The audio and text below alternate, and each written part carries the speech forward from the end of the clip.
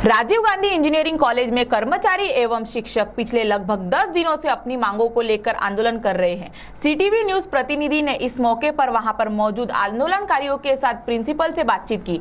तो चलिए नजर डालते हैं इस खबर पर।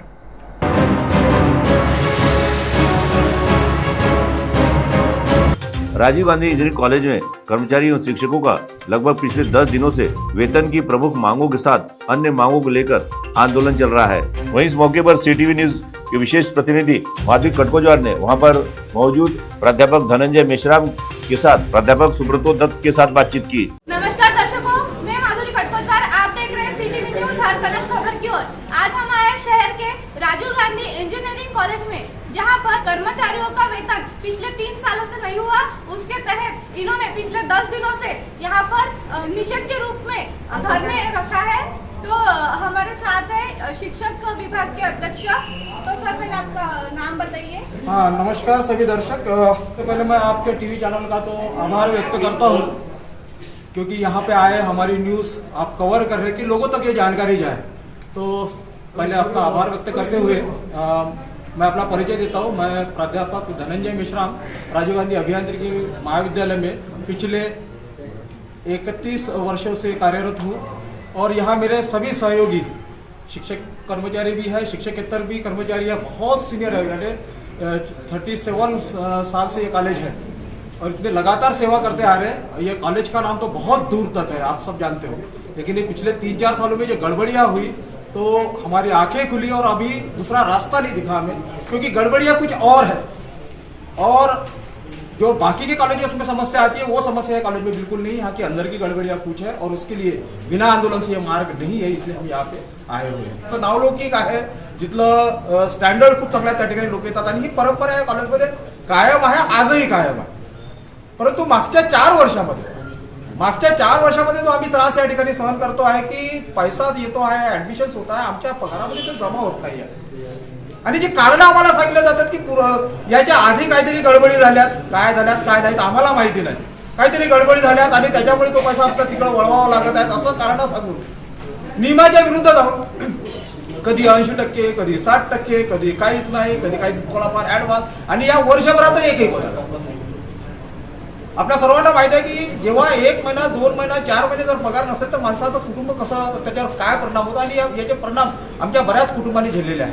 वर्षापासून पगार नाही, वरून थोडंसं कामात चुकी झाली तर 10 वाजता येऊन आपला धावत पळत सही करावं लागतं।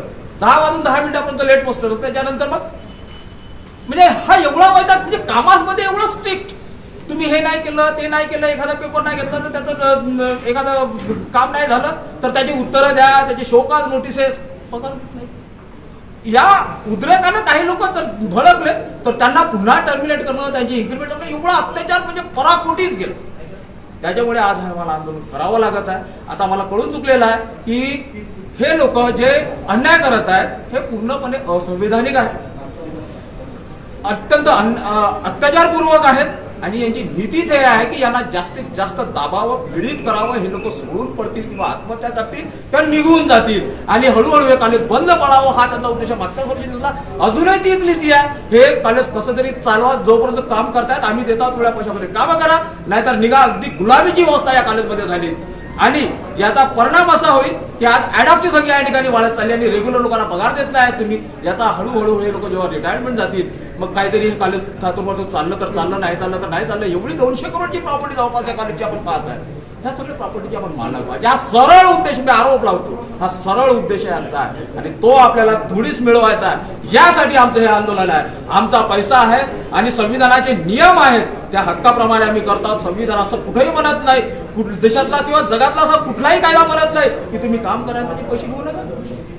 आम्ही काम केलं, आम्ही आमचं काम करतो, त्यांनी त्यांचं काम करावं, एवढंच आता। आज त्यांनी आमचे पैसे द्या, उद्यापासून आम्ही कामाला लावतो, नाहीतर हे आंदोलन आमच्या जीवनातलं करण्या आणि मरण्याचा प्रश्न आहे, जीवन मरण्याचा प्रश्न आहे। शेवटपर्यंत चालू, पुन्हा न्याय जेवढ्या काही संस्था आहेत संविधान सगळीकडे जाऊ, परंतु आपले हक्क मिळवू। यांनी आपलं काम करावं, ते करत नाही आहेत। त्यांनी आमचे जे काही वेतन आहेत ते पूर्ण करावेत। सीपीएफच्या रक्कम ते भरतात, एवढं क्रिमिनल अफेन्स करतात हे लोक, एवढी रिस्क करतात, मला समजत नाही एवढी हिंमत कशामुळे याच्यामध्ये। यांनी आम्हाला गुलाम म्हणून ठेवलेला, कोणी ओरडत नव्हतं. त्याच्यामुळे यांच्या नीती वाढल्या. वाटेल ते अत्याचार यांनी केले. आता हे अत्याचार आम्ही सहन करणार नाही. वाटेल ते झालं तर आमच्यावर केसेस लावा, जेलमध्ये टाका, मारून टाका, परंतु आता आम्ही आमचे हक्क घेतल्याशिवाय थांबणार नाही. एवढा आमचा ठाम निर्णय आहे. तो सर आप पिछले 10 दिनों से यहाँ पर आंदोलन कर रहे हैं, इसके तहत आप क्या कहना चाहेंगे? क्यों आंदोलन कर रहे हैं, किस वजह से? वार जी, भास्कर वार जी, इन लोगों के हाथ के नीचे मैं नौकरी ज्वाइन किया हूँ. इन लोगों ने इस कॉलेज को पैसा कमाने का मशीन नहीं बनाया था. उन्होंने एक बड़े बरगद के पेड़ के जैसे इस कॉलेज को किया था. इसलिए हम दूर दूर से यहाँ पे नौकरी करने आए थे. और हम कोई ये इंडस्ट्री के ट्रेड यूनियनिस्ट और वो कामगार वाले स्ट्राइक करने वाले नहीं हैं. हम 2018 से बात कर रहे हैं तनख्वाह के बारे में. इसके पहले 52 दिन का स्ट्राइक किया गया था 3 साल पहले.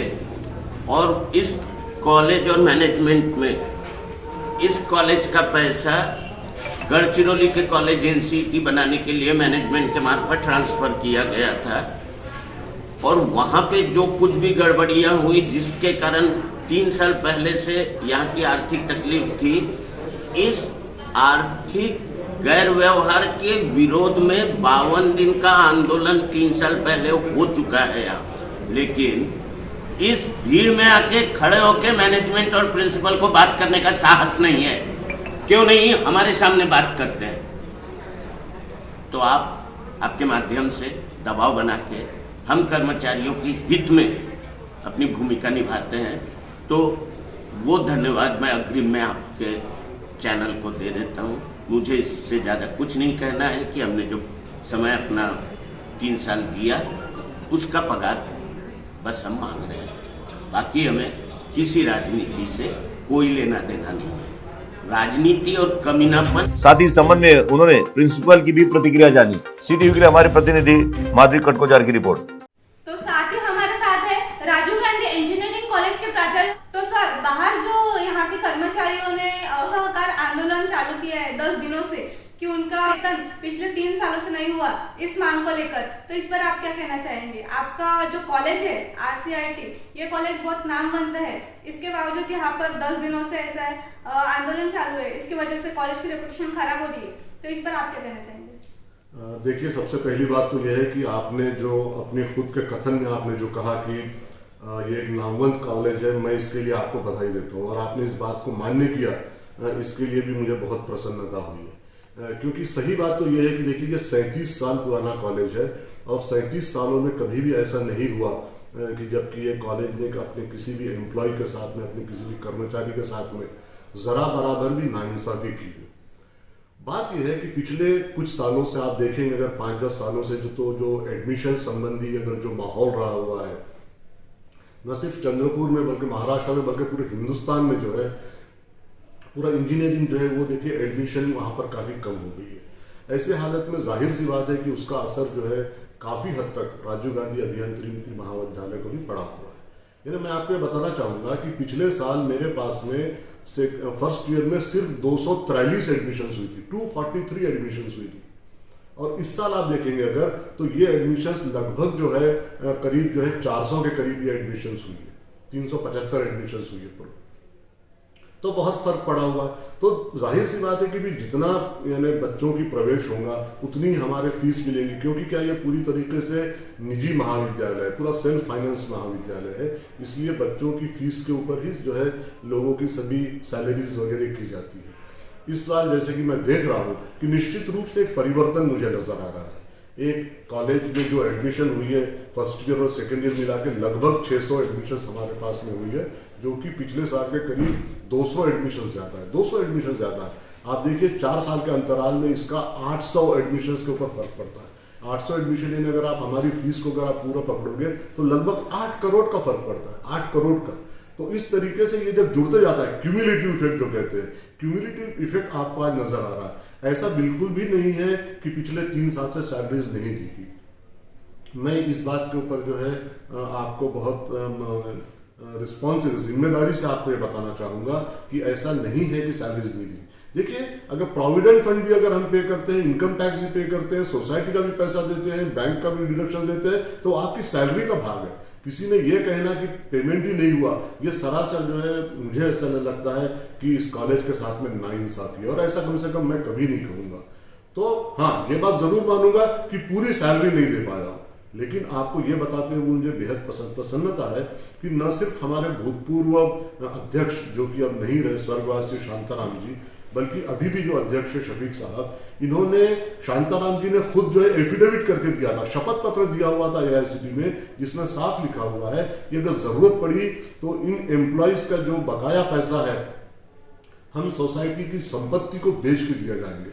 अब मुझे बहुत प्रसन्नता है कि आज भी सोसाइटी का एक एक मेंबर, हर पदाधिकारी इस बात के ऊपर अडिग है कि संस्था के कर्मचारी का पूरा पैसा उनको मिलना चाहिए, और इस बारे में बहुत ही प्रामाणिक पूर्वक जो है उनके काम चल रहे हैं। मैं आपको बताना चाहूँगा कि एक बड़ी प्रॉपर्टी जो हमारे संस्था की है वो बहुत निकट भविष्य में बिक सकती है, बहुत निकट भविष्य में, हो सकता 15 दिन में, हो सकता 7 दिन में बिक जाए, और निश्चित रूप से वो जितना भी करोड़ों रुपया आएगा वो सिर्फ और सिर्फ लोगों की सैलरी देने में ही जाने वाला है, पूरी लोगों की सैलरी दी जाएंगी। तो मुझे ऐसा लगता है कि ये एक जो है एक कॉलेज जो है थोड़ा सा विकट दौर से गुजर रहा है, थोड़ी परिस्थितियां खराब है, हर एक की जिंदगी में आता है, पूरे भगवान कभी भी पूरे वर्ष सभी के एक साथ, हमारे भी अगर देखोगे तो सुख और दुख जो है हमारे साथ में बंधे हुए। आज निश्चित रूप से मैं इस बात को मानता हूं कि हम कुछ थोड़ा सा एक जो है परेशानी के दौर से गुजर रहे हैं, लेकिन ईश्वर ने चाहा तो बहुत जल्द जो है राजीव गांधी अभियांत्रिकी महाविद्यालय इस दौर से बाहर आएगा, और फिर एक बार पुनर्जीवित होकर जिस तरीके से आपने इस कॉलेज को 10 साल पहले, 15 साल पहले, 20 साल पहले देखा है, उसी रूप में आपके सामने आएगा और समाज की सेवा में अग्रसर रहेगा। मैं इसके ज़्यादा कुछ नहीं कहना चाहता, क्योंकि मुझे इस बात का विश्वास है कि मैनेजमेंट जिस तरीके से काम कर रही है, जो उनकी सोच है और जिस बारे में उन्होंने कदम उठाए हुए, निश्चित रूप से आज नहीं तो कल, हो सकता है 1 हफ्ते में, 15 दिन में उसके रिजल्ट नजर आना चालू होंगे। और मेरी आप लोगों के माध्यम से मेरे सभी कर्मचारी भाई बहनों से निवेदन है कि वो इस बात को प्रामाणिकता से समझे, इसलिए कि वो मेरे साथी है, मुझे समझते हैं। मैं खुद जो है इस कॉलेज में 1983 से हूँ, वो सभी मेरे साथी, उन्होंने मेरे साथ में काम किया है, वो मेरे जो काम करने के अंदाज को हमको समझते हैं, और इसलिए मेरी आपके माध्यम से उन सभी से अपील है कि वो जो है मेरी बात को समझे। देखिए, 600 हमारे पास में एडमिशन हुई है, बच्चों के प्रति हमारी जिम्मेदारियां हैं, हमारी जवाबदारियां हैं। मुझे पालकों के फोन आते हैं कि सर हमारी क्लासेस कब से शुरू हो रही है। मेरी सभी लोगों से निवेदन है कि वो सभी अपने अपने कक्षाओं में लौटे, अपने अपने डिपार्टमेंट्स में लौटे, और जो है मुझे कॉलेज अच्छी तरीके से चलाने में मदद करे। मैं फिर एक बार आपको यकीन दिलाना चाहता हूं कि ये मैनेजमेंट, ये एडमिनिस्ट्रेशन उनका बकाया एक एक पैसा वापिस करने के लिए, देने के लिए कटिबद्ध है। ये मैं आपको आपके माध्यम से सभी को कहना चाह रहा हूँ। इसलिए मेरी अपील है कि इसे मान देते हुए सभी लोग जो है अपनी क्लासेस में जाए और अपनी क्लासेस लें। धन्यवाद।